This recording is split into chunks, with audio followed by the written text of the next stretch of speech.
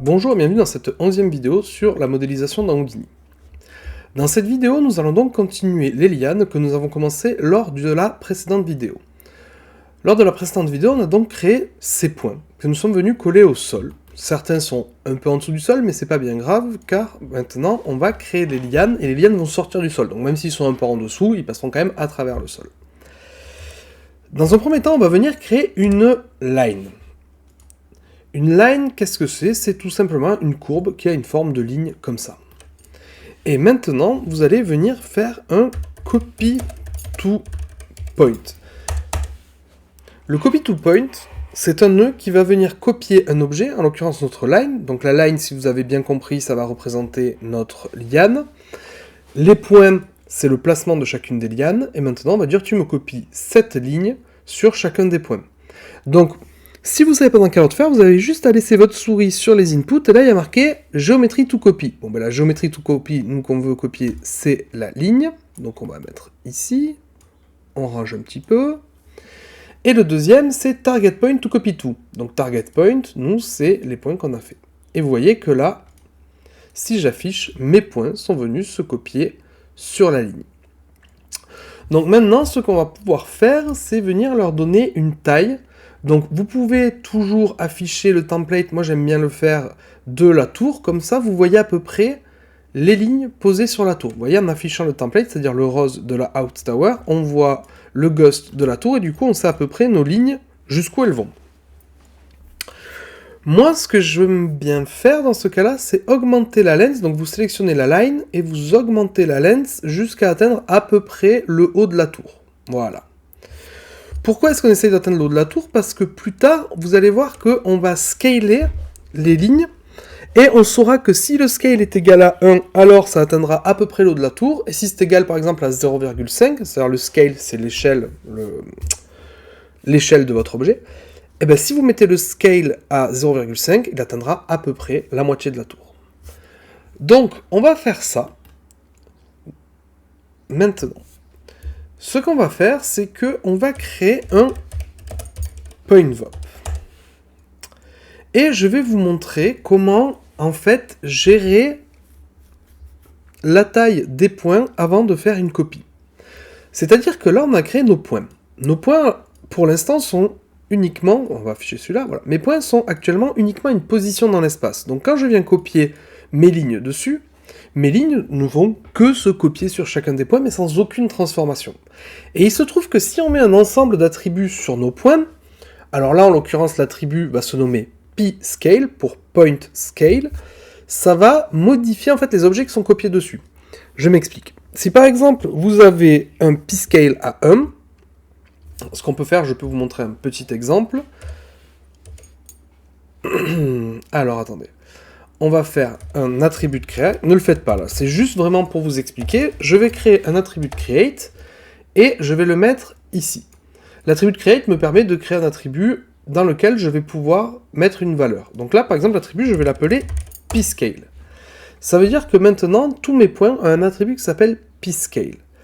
Ce que vous pouvez faire, si vous voulez le visualiser, vous pouvez aller là-haut, vous voyez, vous avez divers onglets, donc je ne vous ai pas trop expliqué pour l'instant, mais il y a un onglet qui va être très important, c'est celui-ci, le Geometry Spreadsheet.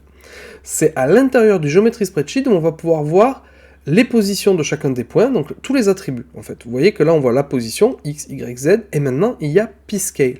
pScale qui est égal à 0, parce que mon attribut de create, ici, crée le pScale. Regardez, si je le désactive, pScale disparaît.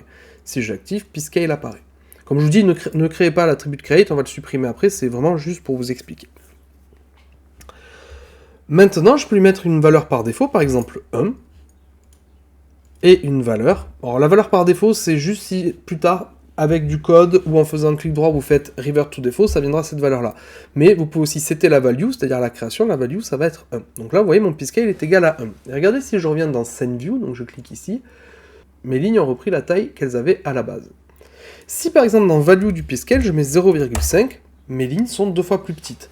C'est en fait, pScale, c'est un attribut que Houdini connaît et il sait que si sur un point il y a un attribut pscale, ben ce point-là a une taille du pscale qui est associé. Donc là, en l'occurrence, 0,5. Donc s'il vient copier un objet sur ce point, il voit que le pscale est à 0,5, donc il réduit la taille de l'objet à 0,5. Donc nous, maintenant, ce qu'on va faire, c'est qu'on va créer le pscale, mais pas avec un attribut de create, on va créer le pscale avec un pointVob. Donc vous allez aller à l'intérieur du pointVob, donc par exemple on peut le renommer aussi déjà setScale, ou setPscale. Vous allez à l'intérieur, on va augmenter un petit peu la taille comme ça, voilà. Et donc pour vous montrer que à la base on pouvait changer la position, mais on peut aussi changer le pscale des points. Pour ce faire, il va falloir avoir en sortie ici pscale. Le problème c'est que vous voyez on ne l'a pas. On a position, V c'est pour vélocité, la force, CD c'est pour la color et N pour la normale. Donc il se trouve que Houdini ne nous propose pas par défaut le pscale. Mais en fait c'est pas grave parce que Houdini nous laisse la possibilité de créer nous-mêmes les sorties qu'on veut. Regardez, si je crée un nœud qui s'appelle bind export, ce bind export en fait, regardez, on va retourner ici dans le géométrie spreadsheet.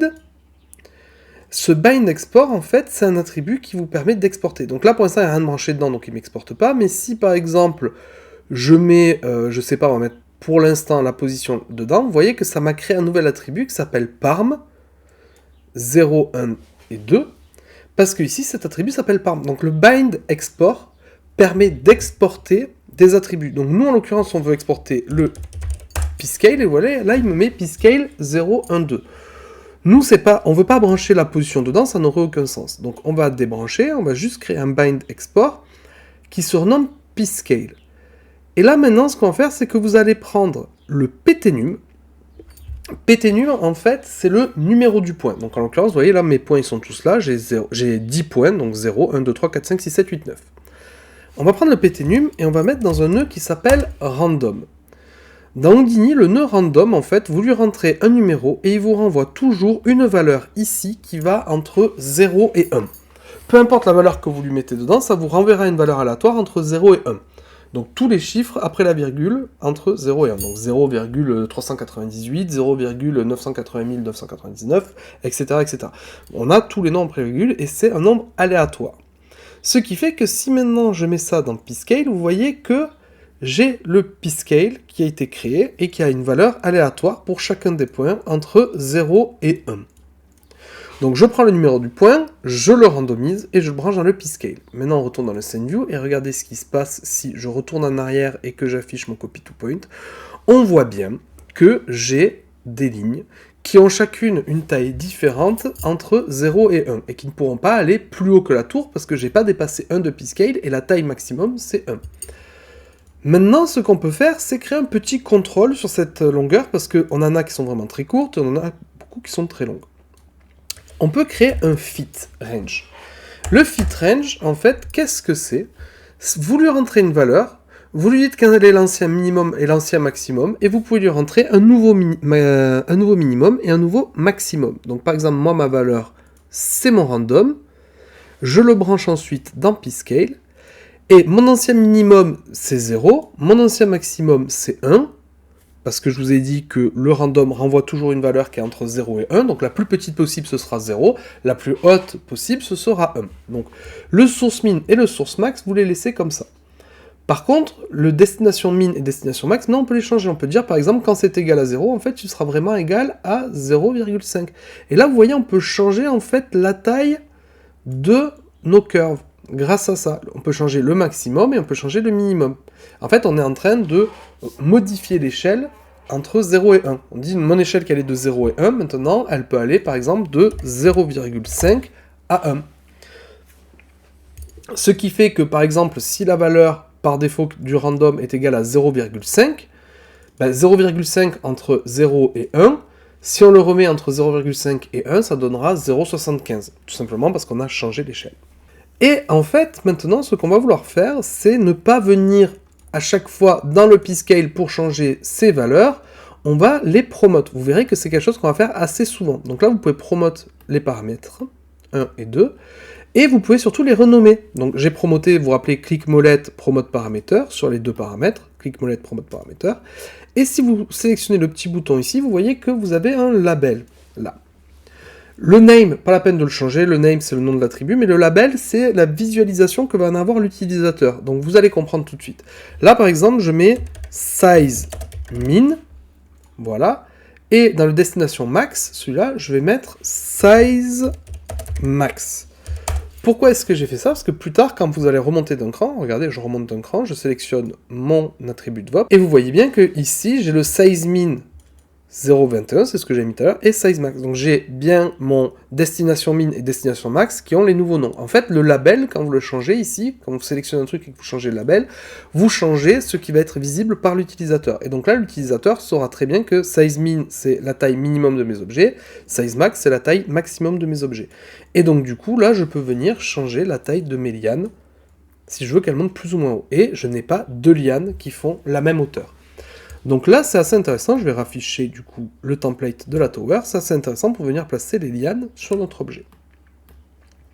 Vous pouvez facilement visualiser si ça monte tout en haut, si ça descend plutôt bas, si elles sont toutes plutôt basses, etc. etc. Donc, moi je vais faire quelque chose qui ressemble à peu près à ça. Voilà. Donc là on a fait le placement de nos lianes, mais maintenant ce qu'il va falloir faire, c'est venir leur donner un peu de random dans leur position. C'est-à-dire que pour l'instant on a des lianes qui sont parfaitement droites, il va falloir les randomiser un petit peu pour qu'elles soient un peu plus sinueuses et qu'elles se déplacent sur la surface comme si vraiment elles partaient un peu dans tous les sens. Et on verra ça dans la prochaine vidéo.